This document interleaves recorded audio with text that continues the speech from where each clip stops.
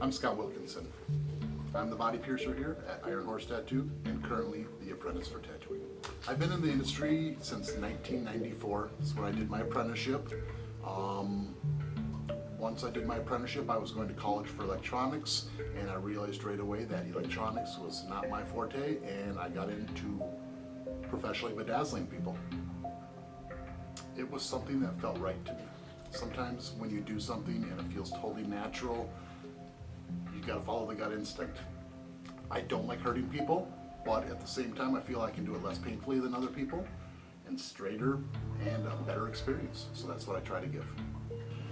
I became a piercer because one of the classes I excelled at in school was geometry. Everything made sense to me. I could see the end results before I started, and I truly felt comfortable piercing people. I don't like hurting people, but at the same time I felt I could do it less painfully than a lot of the other piercers. So it just seemed like the natural, right choice for me to follow this path. My biggest personal accomplishment is just my clientele, is what I would have to say. I really enjoy making people happy, overcome their fears. And if I'm walking down the mall one day and someone I pierced 2 years ago remembers me and comes in and gives me that big hug because they remember that experience, I did my job right. That's my biggest accomplishment, is making people happy and comfortable and prettier. My biggest influence in the industry, I would have to say, would be John Cobb. It's not a name we hear a lot of anymore, but he was one of the first freehand artists, and he used to pierce at the Gauntlet back in, I believe, the early 80s. So he had to have been one of my biggest influences. Other than that, of course, we have the majors like Fakir Mushafar, Jim Ward, who are like, you know, the forefathers of the body piercing industry.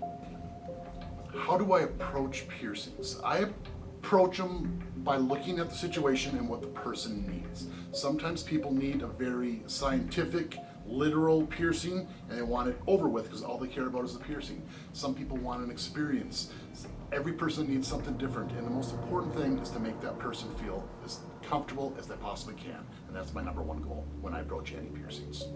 My future plans.